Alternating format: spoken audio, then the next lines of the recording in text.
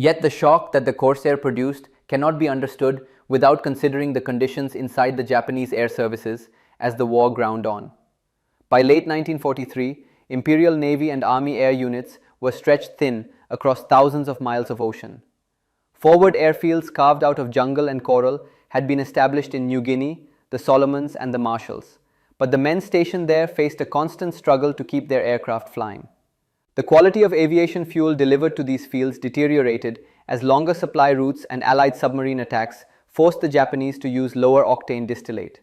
Mechanics at WWII and WWII complained that engines ran rough and overheated, and sometimes they spent hours filtering sediment through cloth. Humidity corroded engines and weapons.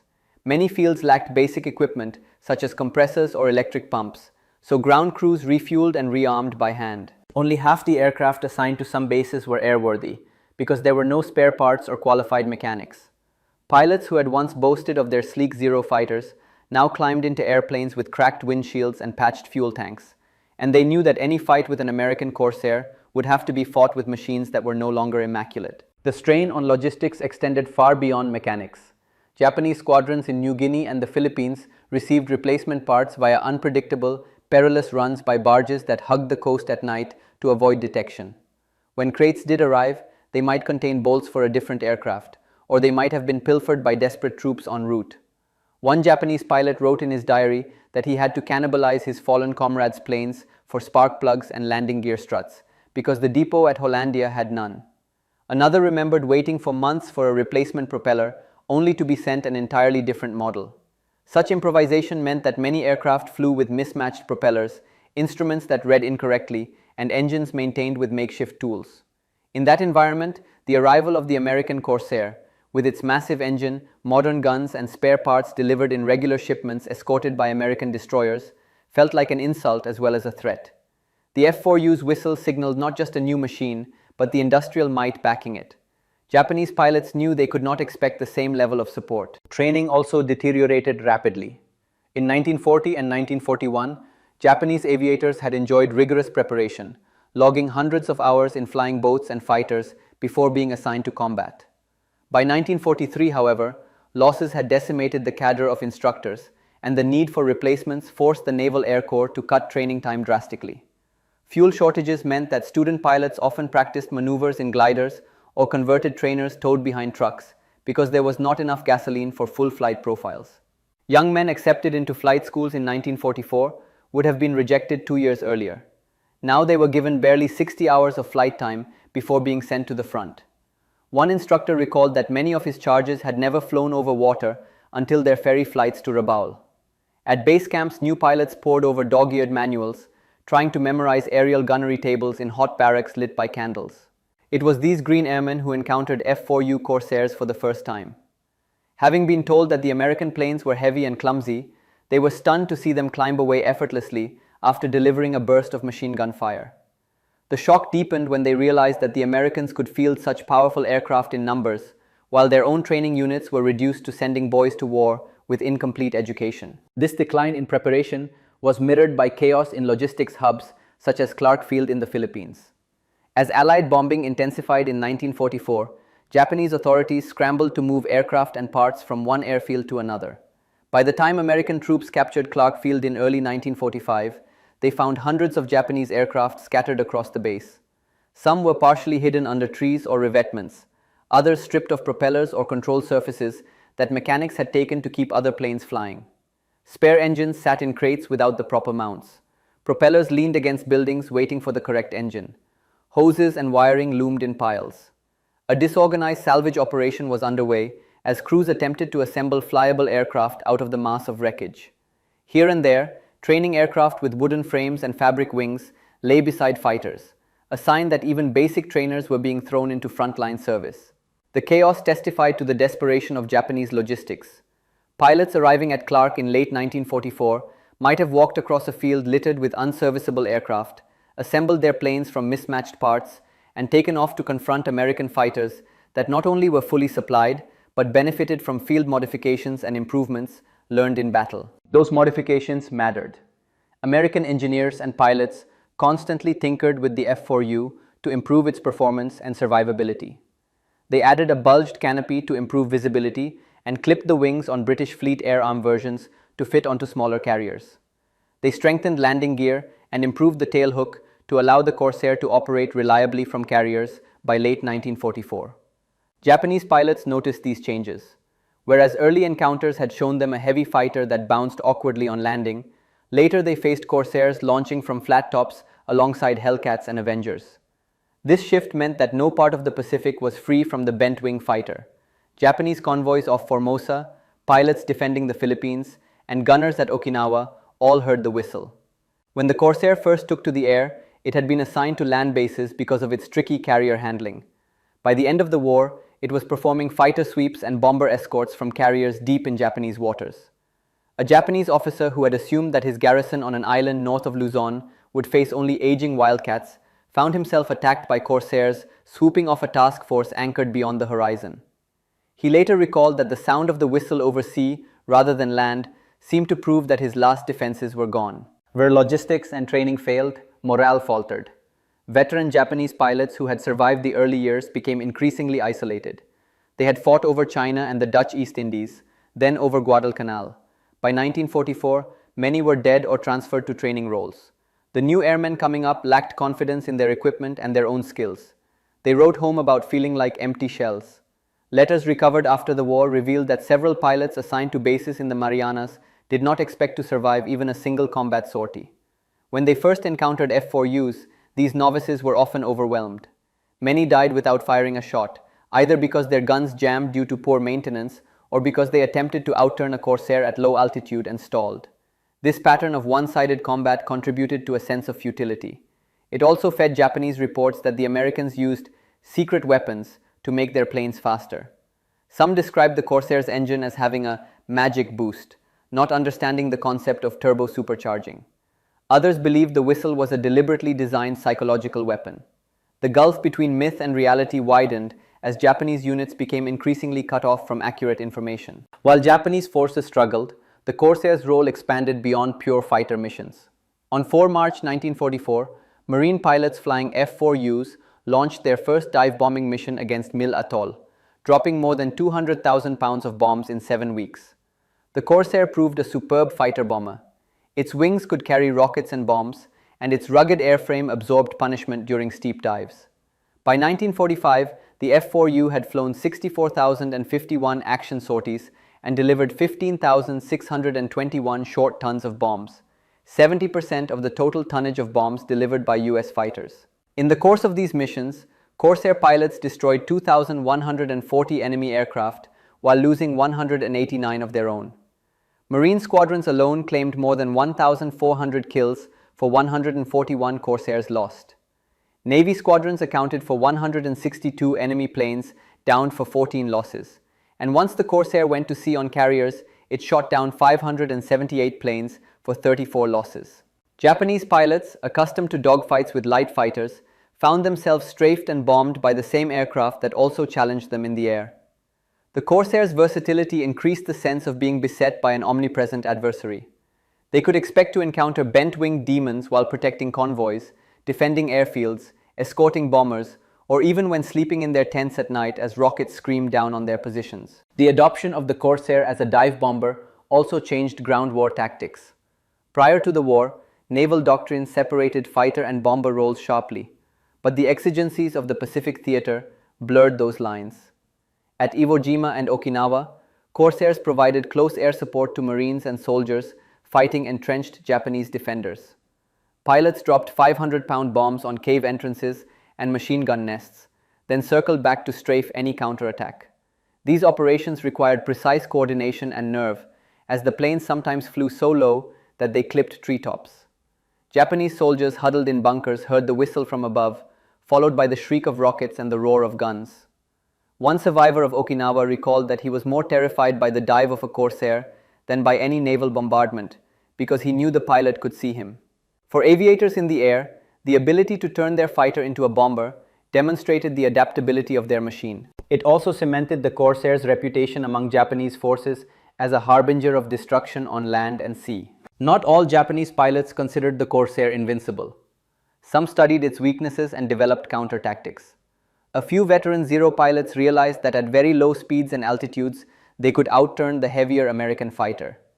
They attempted to lure Corsairs into horizontal scissor maneuvers near the deck, where the F4U's large propeller and stall characteristics worked against it.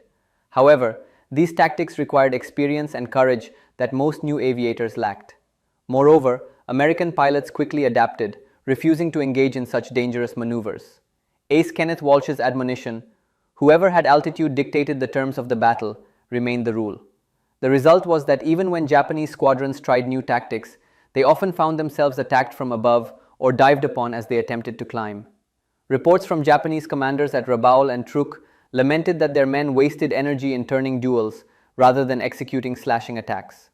Frustration grew as kill ratios remained heavily in the Americans' favor.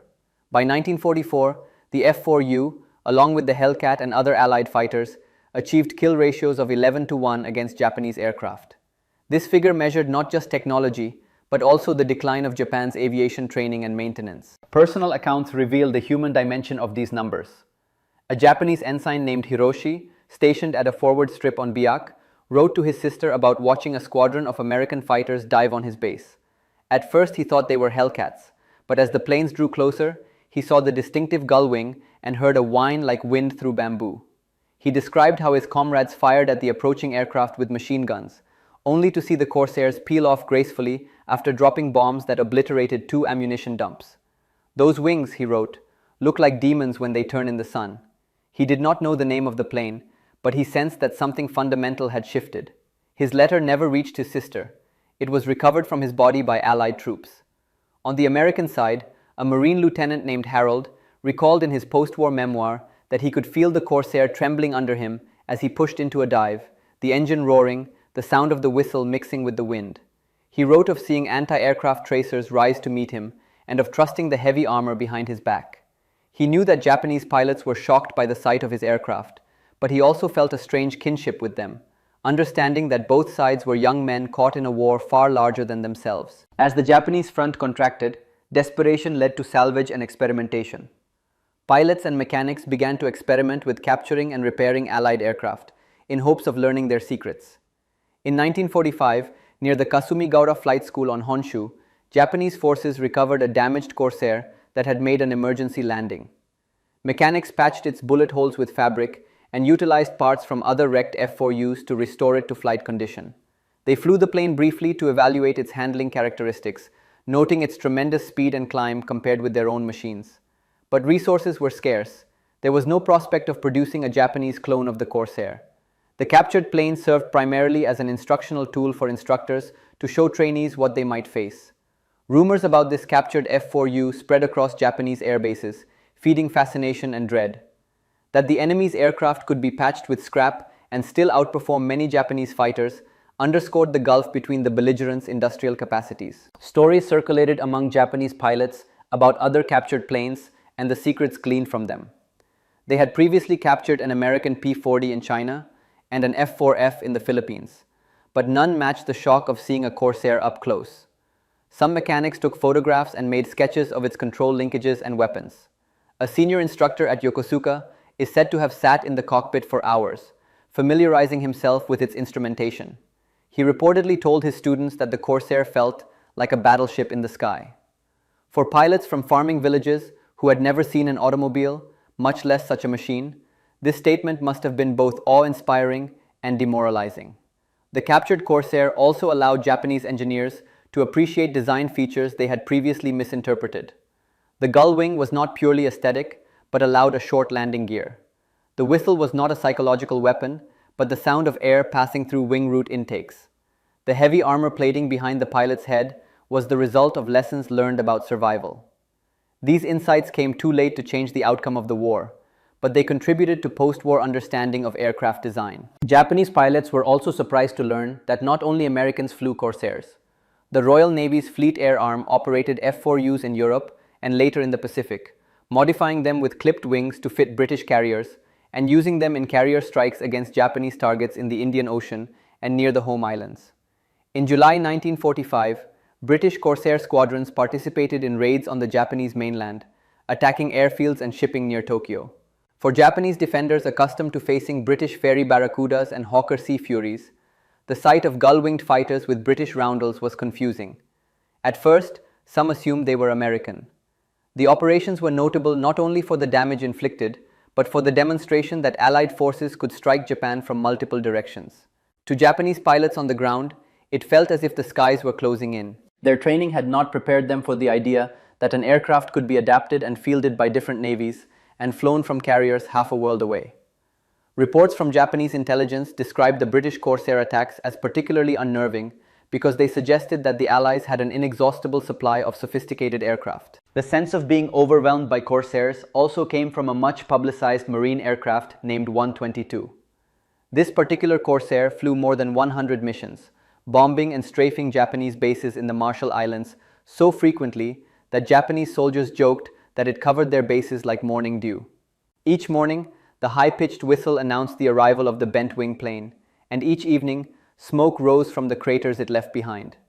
Such consistent pressure wore down defenders psychologically. They began to misinterpret any high-pitched sound, aircraft, wind through palm fronds, even birds, as the approach of 122. The story of this aircraft circulated through Marine squadrons as an emblem of their effectiveness and through Japanese ranks as a symbol of relentless assault. It illustrated how a single plane, flown by different pilots on successive missions, could dominate a theater through persistence as much as through raw power. For historians, the tale highlights the synergy between technology, training, and morale in determining the outcome of air campaigns. Even as Corsairs racked up victories, the Japanese attempted to introduce new fighters to regain parity. Aircraft such as the Nakajima Ki-84 Hayate and Kawanishi N-1K Shiden were faster and better armed than the early Zeros and could, in theory, match the Corsair in climb and speed. However, these planes suffered from the same logistical and training shortages plaguing older models. Poor fuel quality reduced engine output. Inexperienced pilots struggled with the more powerful engines. Maintenance crews lacked spare parts. Some N-1K pilots at the Philippines reported having to take off with only partial ammunition loads because supply dumps had been bombed.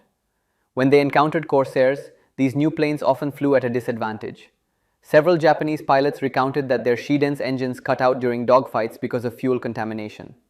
The result was that these advanced designs never achieved the impact their performance figures promised. By contrast, the Corsair continued to receive incremental improvements and regular maintenance, preserving its edge. As the gap widened, Japanese pilots' shock at the Corsair's capabilities turned into resignation. The breakdown in logistics also had mundane but deadly consequences. With supply lines severed, units stationed in the Bismarck archipelago and on Palau sometimes went days without receiving fresh food or potable water, let alone aviation gasoline. Pilots, hungry and dehydrated, climbed into their aircraft feeling dizzy. Heat stroke and malaria were common. Mechanics worked in makeshift shelters under monsoon rains, their tools rusting. They used lacquered cloth to patch fuel tanks and rubber from bicycle tires to seal hydraulic leaks. When Allied fighters attacked, ground crews often lacked adequate foxholes or trenches. They thus suffered casualties that further reduced maintenance capacity. Pilots wrote in journals about hearing the Corsair's whistle and knowing that their base's already limited infrastructure was about to suffer more damage. They described the agony of watching stored fuel go up in flames after a strafing run, realizing that months of rationing had been wiped out in minutes. Each such attack deepened the sense that they were fighting not just an enemy in the air, but an industrial opponent whose reach extended to every facet of their war effort. In training units, the decline manifested in eerie ways. At aerodromes near Tokyo, groups of teenagers gathered around glider fuselages. They sat in open fields practicing takeoffs and landings by pulling the gliders behind trucks, a method adopted because actual fuel was too precious. Instructors emphasized discipline and spirit over technical proficiency, telling their pupils to be ready to die in the cockpit. Some trainees never sat in a powered aircraft before they were dispatched to combat. One youth from Saitama noted in his diary that his first powered flight was his ferry trip to the Philippines. Another wrote that he had to memorize engine procedures by reciting them aloud while sitting in a wooden mock-up. When such pilots faced F4Us for the first time, they often panicked. They attempted to dogfight using textbook maneuvers learned from old manuals, unaware that American pilots had evolved their own tactics based on experience. The shock of encountering the Corsair thus had roots in the cultural emphasis on spirit, seishin, over material preparation. While Japanese propaganda lauded the bravery of kamikaze pilots, those assigned to conventional fighter units felt abandoned by a system that demanded sacrifice, but did not provide adequate tools. Men who once dreamed of becoming samurai of the air sometimes found themselves assigned to kamikaze units due to the rapid attrition of aircraft. By late 1944, the scarcity of experienced pilots and serviceable fighters meant that many young men who could have become combat pilots were instead ordered to fly single-way missions. Others were told to prepare for ramming attacks if they encountered Corsairs or Hellcats. This directive reflected both desperation and misperception. Japanese command believed that the psychological effect of a suicide attack might offset the Corsairs' material advantages. In reality, such orders further undermined morale. Pilots wrote in letters that they hoped to survive long enough to fly a sortie like those of earlier heroes, but doubted they would live to see another dawn. When an F4U's whistle signaled the approach of what they perceived as an unbeatable foe, these feelings intensified.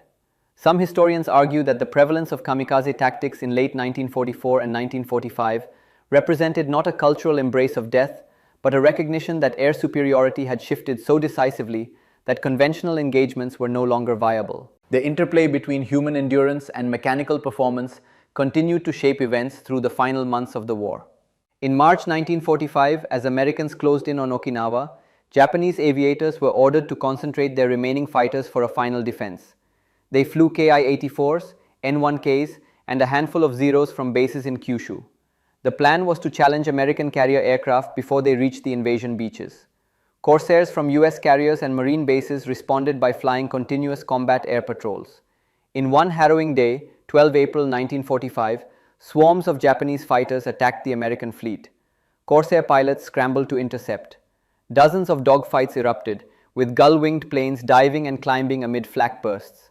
Marine Captain Robert R. Klingman, flying a Corsair, rammed a Japanese reconnaissance plane after expending his ammunition, shredding his own propeller and canopy, but forcing the enemy to crash. Such incidents underscored the ferocity of the fighting and the willingness of American pilots to push their machines to extremes. Japanese pilots who witnessed these events described feeling both admiration and despair. They respected the tenacity of their opponents, but knew that such daring acts were backed by a robust logistical chain that Japan could no longer match. Toward the end of the war, the physical environment itself became an enemy. Typhoons lashed island airfields, swamping revetments and washing away sandbag walls. Mud clogged the wheels of aircraft. Runways turned into quagmires. Supplies of fresh water dwindled. Malnutrition and diseases like dysentery spread among ground crews. In these conditions, hearing the whistle of a Corsair signaled not just impending danger, but also the intrusion of a different world, a world of machines that seemed untroubled by the elements. American carriers brought their own weather stations and could reposition to avoid storms. Japanese island garrisons endured whatever nature delivered. Pilots wrote in diaries about the surreal sight of Corsairs flying above typhoon clouds, silhouetted against lightning flashes. The disparity in living and working conditions contributed to the growing sense of hopelessness among Japanese aviators. They realized that they were not only outgunned, but also outsupported, and that their enemies' ability to adapt to the environment extended beyond technology to organization and logistics. At the intersection of these myriad factors, industrial production, training, morale, weather, stood the human beings who flew and serviced the aircraft. American Corsair pilots, in letters to families and interviews after the war, often expressed sympathy for the Japanese pilots they fought. They recognized the bravery required to take to the air in inferior machines with dwindling fuel and ammunition. Some noted that the shock they saw in Japanese reactions mirrored their own early surprise at the ferocity of the war. One Marine wrote that he never forgot the look of astonishment on a Japanese pilot's face as he pulled alongside him for a brief moment before firing. Such fleeting encounters remind us that even in total war, individuals can perceive the humanity of their enemies. Japanese pilots who survived the war sometimes expressed similar sentiments. In post-war meetings, a former Zero pilot shook hands with a Corsair ace and said he had always wondered who flew the machine that had frightened him so. These exchanges, though rare, show that beyond the shock of new technology lay a shared understanding of the universal experience of combat. The aftermath of the war saw the Corsair integrated into new conflicts and alliances. For Japanese veterans, learning that Corsairs went on to serve in the Korean War and with French forces in Indochina and Algeria must have been a further revelation. Some read newspapers in the 1950s reporting that Marine Captain Jesse Vollmar had shot down a MiG-15 jet with a Corsair. This feat underscored the aircraft's enduring capabilities and its adaptability across eras. It also highlighted the fact that the shock Japanese pilots felt in 1943 was tied to a particular moment in technological development. Advances would continue, and today, new pilots confront different machines and different sounds in the sky. Yet for those who lived through the Pacific War, the memory of the Corsair remained vivid. In Japanese memoirs, references to that whistling plane appear alongside recollections of hunger, jungle, and the smell of aviation fuel. American narratives similarly recall the pride of flying a machine that commanded respect. The shared remembrance of the Corsair thus became a thread in the fabric of post-war reconciliation, a reminder of the war's lessons and its costs. As the last generation of World War II aviators passes away, historians continue to study the interplay of factors that produced the shock felt by Japanese pilots. Analyses of training curricula, fuel quality, supply routes, and aircraft design reveal that no single element determined the outcome. Instead, a confluence of deficiencies in Japanese logistics and training coincided with the emergence of the F4U as a technologically advanced, versatile, and plentiful opponent. The Corsair's arrival forced Japanese commanders to confront the limitations of their strategy and compelled pilots to adapt to a new reality. The whistle that signaled its approach became a symbol of change. In the end, the Corsair's impact lay not merely in the number of aircraft it destroyed or the tonnage of bombs it dropped, but in the way it altered the mental landscape of the conflict. It accelerated the erosion of Japanese air power by sapping morale, exposing logistical weaknesses, and showcasing the industrial strength of the United States and its allies. In doing so, it illuminated a broader truth, that war is won not only through courage and tactics, but also through the ability to innovate, supply, and sustain. The air above the Solomon Islands in early 1943 was thick with heat and tension. On days when the humidity clung to the pilot's skin like a second uniform and the sun beat down on whitecaps that glittered like shards of glass, Japanese aviators had come to expect dominance in the skies. They flew Mitsubishi A6M0s with the confidence of veterans who had grown accustomed to an aircraft that was fast, agile, and deadly in a dogfight. They knew the shrill whine of their own engines and the crackle of their radios. What they did not yet know was the sound that would haunt their dreams, a deep, ominous whistle that emanated from a gull-winged fighter they had not faced before. One morning, as they took off from the airfields at Kahili, Rabaul, and other bastions of the Imperial Japanese Navy, that whistle tore through the humid air, piercing the roar of their own propellers. A formation of blue-gray American aircraft with bent wings had arrived from the sea, and its approach noise was unlike anything the Japanese had heard. That very sound was enough to make veteran pilots glance at one another in puzzled alarm. What met them over the slot was a plane driven by a Pratt & Whitney R2800 double wasp engine that sent 2,000 horsepower into a 13-foot propeller. It was the Vought F4U Corsair. The Corsair had been born of American necessity. By 1938, the US Navy's Bureau of Aeronautics was soliciting prototypes for a new fighter that would outrun and outclimb anything Japan could field.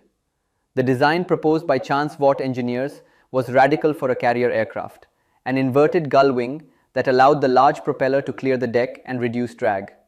It incorporated landing gear that retracted fully into streamlined wheel wells and featured a cockpit moved rearward to accommodate a large fuselage fuel tank. It was powered by the largest engine then available, an 18-cylinder radial that demanded an oversized propeller. In tests during 1940, the prototype became the first single-engine US fighter to exceed 400 miles per hour, and the Navy ordered hundreds. Yet those first flights also revealed flaws. The same gull wing that conferred elegance and speed produced unpredictable stalls at low speed, and the long nose obscured pilots' view over the bow of a pitching carrier deck. Oil from the cowl flaps sometimes splattered onto the windscreen, and the heavy fighter would bounce when it touched down, earning it a grim nickname among ensigns who grappled with its temperamental landing characteristics.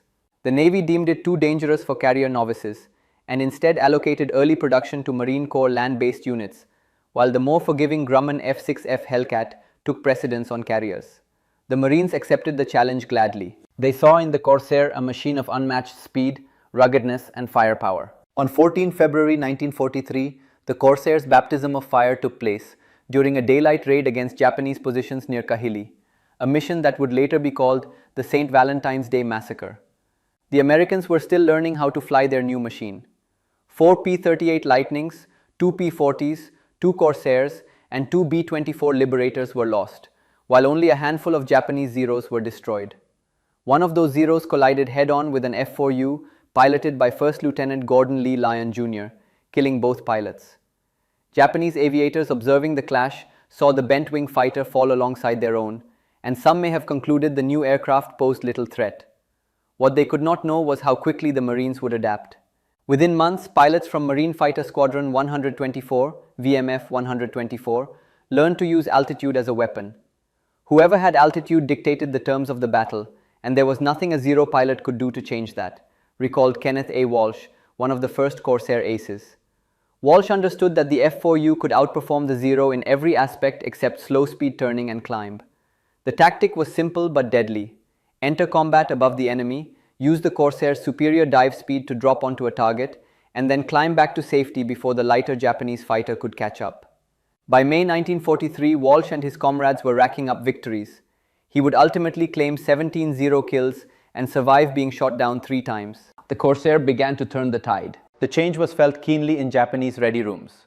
For months, their pilots had written letters home describing enemy aircraft as sluggish and easily outmaneuvered. They had boasted of the Zero's 12-to-1 kill ratio over Allied planes during the early months of the war. They had grown accustomed to dominating dogfights through tighter turns and longer ranges. However, by the summer of 1943, Japanese naval leaders meeting at Rabaul were forced to concede that the new American fighter's horizontal speed made it a match for their vaunted Zero. It was a bitter admission. Each Zero still carried 2 20mm cannons and 2 machine guns, but the F4U bore 6.50 caliber M2 Browning machine guns with hundreds of rounds of ammunition in each wing. The Corsair's heavy armament could shred a lightly built Zero with a single burst, and its rugged construction with self-sealing tanks and armor plating allowed Marine pilots to return from missions riddled with holes that would have doomed a Japanese pilot. In his autobiography, Saburo Sakai, one of Japan's top aces, later wrote that the Corsair proved to be a superior interceptor and dogfighter, and that its arrival terrified Japanese aviators from Guadalcanal until the war's end. As 1943 progressed, Corsair squadrons proliferated in the South Pacific. Marine units such as VMF 214, the Black Sheep, led by Major Gregory Pappy Boyington, entered combat over the waters of New Georgia and Bougainville. Boyington's group honed the art of using the Corsair's diving speed and hitting power to devastating effect. On one mission over Bougainville's Kahili airfield, the Black Sheep lured as many as 60 Japanese fighters into the air and then turned on them with a fury.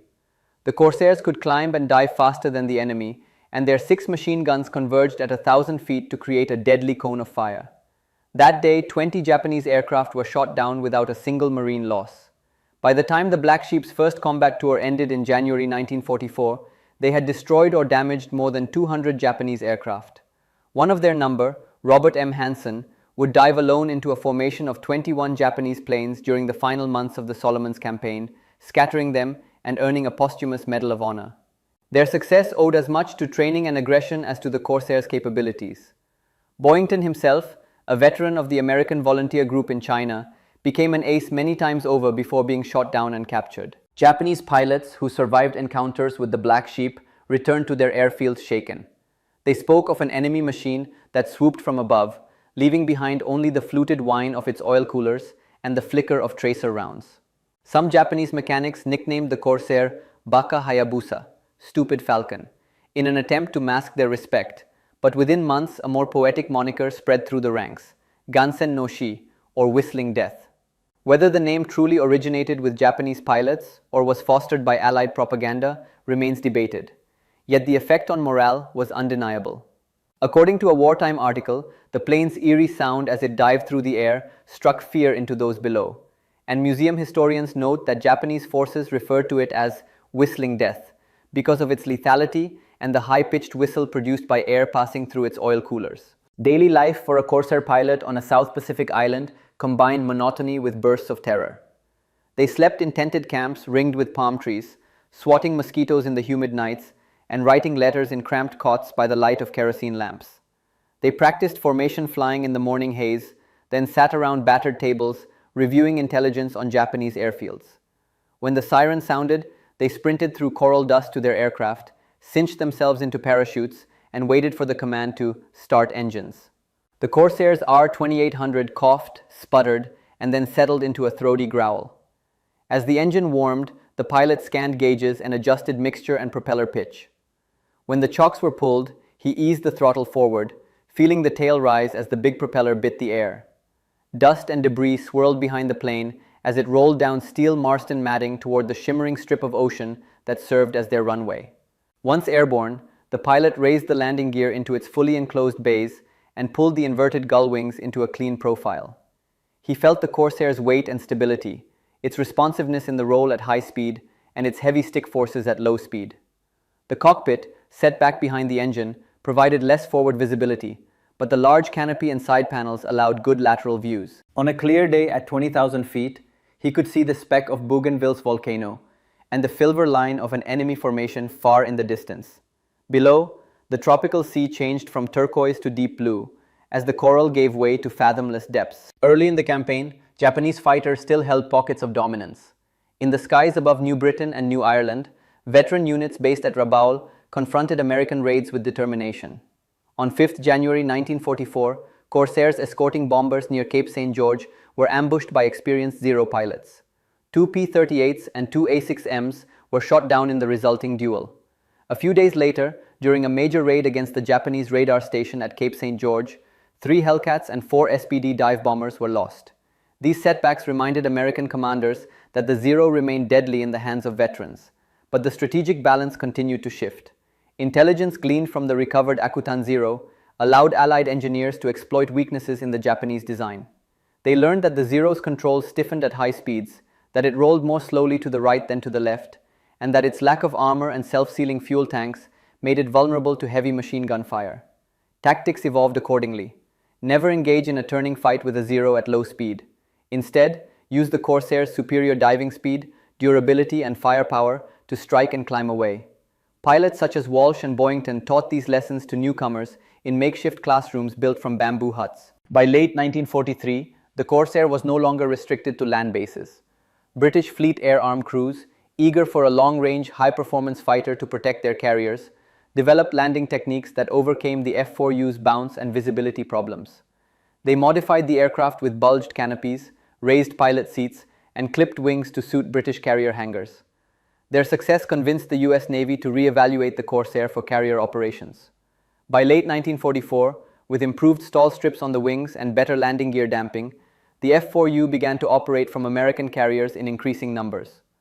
Marine squadrons still flew the majority of Corsairs, but naval squadrons such as VF-17, the original Jolly Rogers, took them to sea. These squadrons painted a skull and crossbones on the noses of their F4Us, a motif that Japanese pilots soon recognized and dreaded. During the invasion of Okinawa in April 1945, the Jolly Rogers launched from USS Bunker Hill and provided combat air patrols over the fleet. Their reputation was such that Japanese pilots feared the sight of their skull and crossbones emblazoned on F4U Corsairs. On 1st April 1945, Ensign Jack Ernie of Fighter Squadron 17 took off to protect landing forces. During the mission, his aircraft began to leak oil, and he was attacked by 2 Zeros. With a failing engine, he managed to shoot down one enemy before being killed by the second. His last transmission, "Skipper, I can't get out. Remember me with the Jolly Rogers," speaks to the bravery of those who flew the bent-wing fighter into intense combat. The Corsair's value extended far beyond dogfights. Its robust airframe allowed it to carry bombs, rockets, and even napalm canisters. Charles Lindbergh, serving as a civilian technical advisor with United Aircraft, flew Corsairs in the Marshall Islands and experimented with overload bomb loads. He demonstrated that the aircraft could take off with 4,000 pounds of ordnance, 2 1,000-pound bombs under the wings, and a 2,000-pound bomb on the centerline, and still climb away. Lindbergh's involvement helped refine techniques for using the Corsair as a close air support platform. After the bloody Battle of Tarawa in late 1943, Marine commanders recognized the need for direct communication between ground troops and Corsair pilots. They created air liaison parties that embedded aviators with infantry units, enabling them to radio targeting coordinates directly to aircraft overhead. This innovation laid the groundwork for the joint terminal attack controllers of later conflicts. By the time US forces assaulted the Palaus, Peleliu, Iwo Jima, and Okinawa, Corsairs were a mainstay of close air support.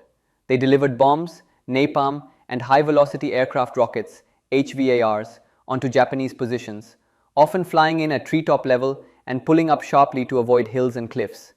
The Marines on the ground dubbed them Angels of Okinawa because of their timely interventions. According to figures compiled after the war, Corsairs dropped 15,621 short tons of bombs, 70% of all bombs delivered by US fighters in the Pacific, and flew more than 64,000 bombing sorties. On the Japanese side, the mounting pressure was palpable.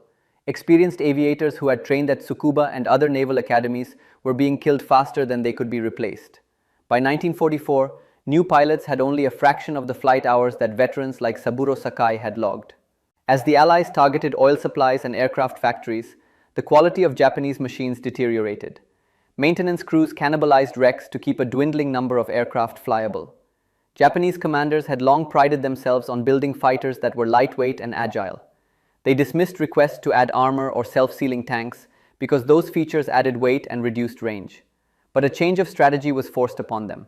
Meeting in Rabaul, staff officers debated modifications to the A6M that would add bullet protection and heavier guns.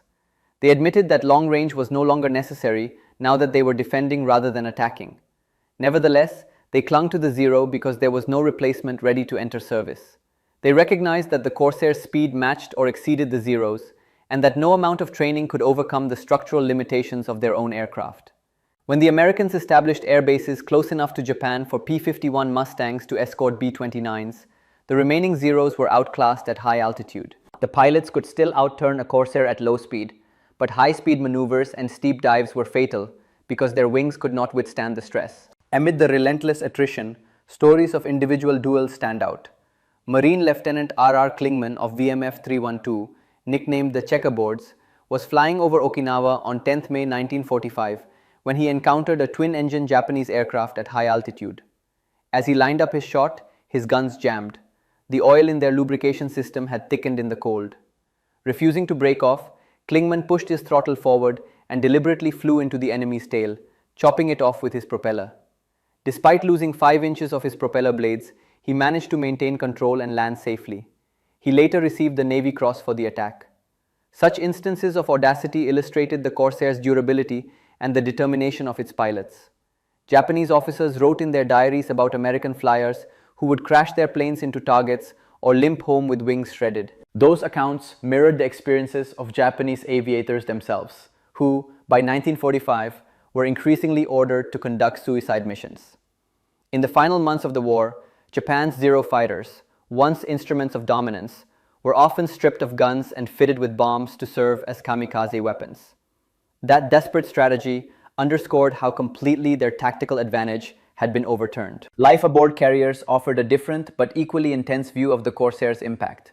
On the flight decks of USS Essex, Bunker Hill, and Bataan, sailors and aviators worked in an orchestrated chaos of engine roar, prop wash, and salt spray. Men in yellow shirts marshaled aircraft into launch positions, green-clad crews serviced fuel lines, and ordnance handlers hefted rockets and bombs. Pilots strapped into their seats, checked altimeters and magnetos, and waited for the hand signals that sent them hurtling toward the bow at full power. As the Corsair left the deck, it dipped precariously toward the water before the lift from its large wings overcame gravity. Spectators on the island superstructure held their breath until the aircraft climbed clear. Recoveries were even more hazardous. Despite modifications, the long nose still prevented pilots from seeing the landing deck until the last moment. They executed curved approaches, a technique learned from British pilots, to keep the deck in view. Touching down, the aircraft's tailhook grabbed an arrestor wire, decelerating the plane from 80 knots to 0 in less than 300 feet. The jolt slammed pilots forward in their harnesses and tested the Corsair's stout fuselage. Though many still bounced or veered, improvements such as bleed valves on the landing gear and fixed cowl flaps reduced accidents. By the time the Corsair saw large-scale carrier service in late 1944 and 1945, its pilots were among the most proficient in the fleet. The Corsair's presence in the Pacific also altered ground combat. Marines assaulting coral beaches at Tarawa and Saipan watched F4Us dive through anti-aircraft fire to drop bombs on gun emplacements moments before infantry waves hit the shore. At Peleliu, Corsairs pounded Japanese cave complexes with rockets and napalm. On Iwo Jima, they strafed airfields and supply dumps, while P-51 Mustangs took on escort duties against higher altitude threats.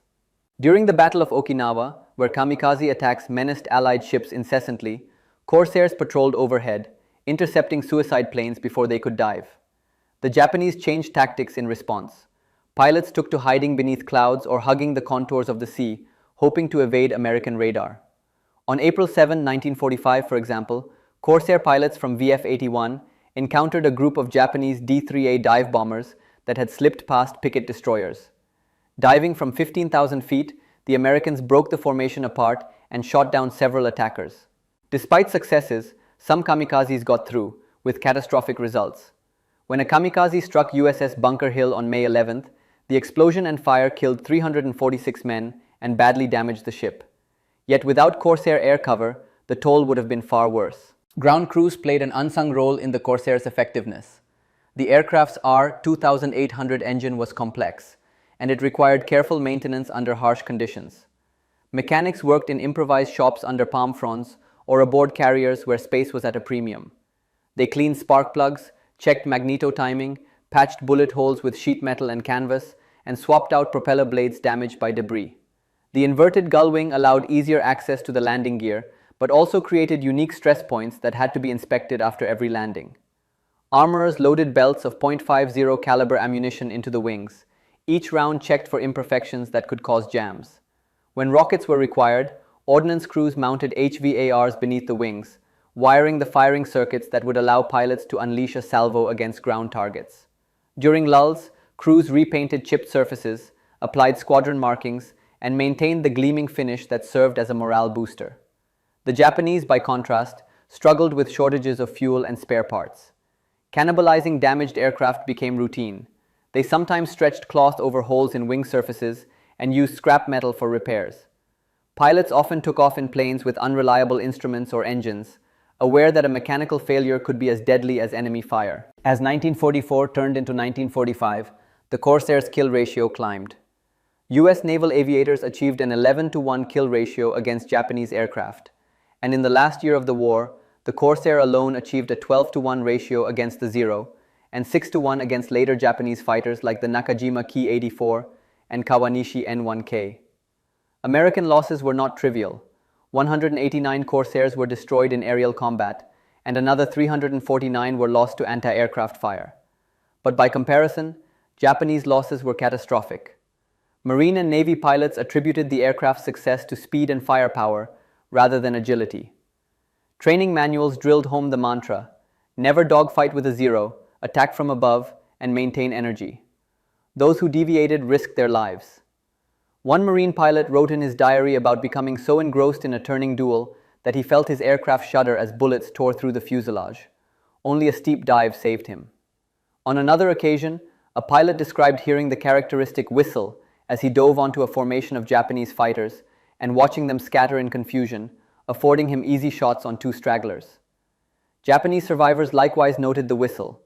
In letters home, some wrote of that screaming enemy plane, whose sound preceded bursts of gunfire. The psychological impact of that noise cannot be overstated. It sapped confidence and created hesitation in pilots accustomed to pressing their advantage. The strategic consequences of the Corsair's ascendancy were profound. In the early war years, Japanese naval air power had enabled their forces to range widely across the Pacific, capturing territories and threatening Australia. By late 1943, their offensive momentum stalled as the Allies advanced from island to island. Corsair-equipped Marine squadrons supported amphibious landings, harassed enemy shipping, and destroyed airfields. Combined with the Navy's Hellcats and Army P-38s and P-51s, they eroded Japanese aircraft inventories and ground crews. When the Imperial Navy attempted to mount a defense at the Philippine Sea in June 1944, American fighter pilots, many flying Hellcats but supported by Corsair strikes, shot down hundreds of Japanese planes in what became known as the Great Marianas Turkey Shoot. After that, Japan lacked the experienced aviators to challenge American carriers effectively. The last months of the war saw Japanese pilots pressed into suicidal attacks, not because of Bushido fanaticism alone, but because conventional air combat had become hopeless. The Corsair was at the front of this shift. By the time Japanese representatives signed the instrument of surrender aboard USS Missouri on 6 September 1945, the Corsair had become a symbol of American air superiority. It had fought from coral strips on Guadalcanal, from newly built airfields on Saipan and Tinian, and from the decks of fleet carriers cruising off Okinawa. It had escorted B-24 Liberators and PB-4Y patrol bombers, strafed barges along New Guinea's coast, destroyed radar installations on remote atolls, and flown rescue missions for downed pilots. Its versatility guaranteed its longevity. After World War II, it served in the Korean War, providing close air support at Incheon and the Chosin Reservoir. Other nations, including France and New Zealand, flew Corsairs into the 1950s. Yet in the Pacific War, its impact lay not only in statistics, but in the experiences of the men who flew and faced it. For American pilots, the Corsair inspired awe and confidence. They knew they could dive faster, climb higher, and hit harder. They also knew that a careless maneuver could still bring death. For Japanese pilots, the sound of whistling death signaled the end of an era. It marked the point at which their own technological edge had been surpassed, and it forced them to confront the limitations of tactics that had served them well in 1941 and 1942. The narrative of shock persists in personal accounts. Japanese pilot students training in the final months of the war wrote of seeing F4Us for the first time. Their dark blue finish, the distinctive bent wings, the flaring muzzle flashes. One recalled watching a Corsair dive through flak and thought, with a mix of fear and admiration, that it looked like a bird of prey folding its wings for a strike. Veterans returning from sorties shook their heads and muttered about a new Grumman, not realizing that the machine was a Vought design. Rumors spread that the plane's guns fired incendiary bullets that exploded inside fuel tanks. Some speculated that the whistle came from a secret device designed to intimidate, not knowing it was produced by air rushing through the oil cooler intakes. Such misconceptions reflected the fog of war, but they all testified to the psychological effect the Corsair had on those who opposed it. American pilots, for their part, were not immune to fear. They faced anti-aircraft fire, mechanical failures, and an enemy still capable of lethal ambushes. The Corsair's formidable engine could still fail. Oil lines burst, cylinders overheated, magnetos shorted. Pilots sometimes made forced landings at sea, ditching their aircraft into the waves and waiting for rescue. Shark-infested waters and the risk of capture added urgency to these rescues. Men who returned often spoke of the smell of burning magnesium when a fellow pilot's plane erupted in flames, or of the sight of parachutes floating helplessly as enemy fighters circled. The camaraderie among Corsair squadrons grew from shared danger. They named their planes after hometown girlfriends, pets, or lucky charms, and painted cartoons or pin-ups on the nose. They celebrated kills by painting small Japanese flags under the cockpit canopy. They mourned losses quietly, reading letters, sharing a cigarette, and then returning to the duties at hand. For them, the Corsair was both a lifeline and a burden. It could bring them home or take them away in an instant. In evaluating the aircraft's impact, historians note the sheer scale of its deployment. Between 1942 and 1953, 12,571 Corsairs were built in 16 variants. They served not only the US Navy and Marines, but also the Royal Navy, the Royal New Zealand Air Force, and post-war the air forces of France and Honduras. During the war, American Corsair squadrons claimed more than 2,000 enemy aircraft destroyed. Losses of 189 Corsairs in aerial combat, 349 to anti-aircraft fire, and additional operational losses bear witness to the hazards faced. The kill ratios are impressive, but they do not capture the intangible effect the plane had on Japanese morale. Time magazine's wartime correspondents wrote that the Japanese bestowed upon it a nickname worthy of their language's tradition of poetical allusion, whistling death. Some scholars suggest this name was a product of American propaganda rather than an authentic enemy epithet, yet the myth itself illustrates how reputations form in conflict. Museums today display the F4U with placards that cite both its lethal record and the fear it inspired. After the war, the Corsair found roles in new conflicts. It served as a night fighter and bomber in Korea, where Marine Captain Jesse Vollmar used the Corsair to shoot down a Soviet MiG-15 jet in 1952. It flew with French forces in Indochina and Algeria, and with the Honduran Air Force into the late 1960s. However, those stories belong to another chapter. For Japanese pilots of World War II, the Corsair's arrival in 1943 signaled an abrupt reversal of fortunes. In the span of 2 years, they went from dominating the skies to fighting desperately against a technologically superior foe. The sound that preceded the Corsair's approach, the whistling created by air rushing through wing root oil coolers, became, as some Japanese veterans described later, the last thing we heard before the bullet struck. For the Americans who designed, built, and flew the aircraft, it was the sound of innovation and survival. For the world at large, it is a reminder that war is not merely a contest of machines and tactics, but also of morale and perception. By 1945, Many of the Japanese aviators who first encountered the Corsair were gone. Those who survived carried memories of battles over azure lagoons and green jungles, of friends lost, of fear and pride.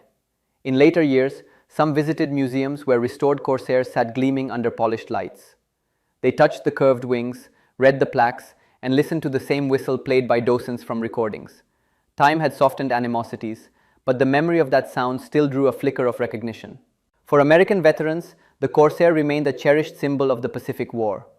Reunions of Black Sheep Squadron pilots in the 1950s and 1960s featured scale models of the F4U and stories told over drinks.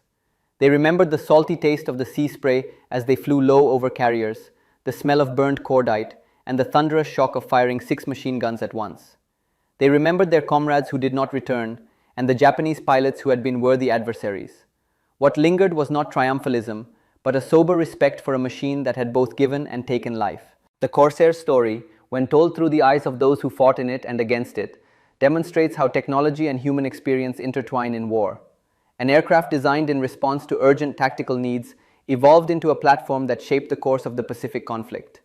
Its strengths lay not only in its speed, firepower, and versatility, but also in the tactics developed by its pilots and the psychological impression it made on the enemy. Japanese pilots, accustomed to being masters of the air, were shocked by the Corsair's arrival because it challenged their expectations and eroded their confidence. The shock was audible in the whistle that gave the plane its name, visible in the dive of a bent wing, tangible in the vibration of an aircraft being riddled by heavy bullets. For all the statistics of sorties flown and bombs dropped, it is these human impressions that endure. Long after the war ended, the Corsair's whistle continued to echo in the memories of those who heard it, a haunting refrain from a time when the skies above the Pacific were a deadly arena, and the balance of air superiority could hinge on the introduction of a single remarkable aircraft.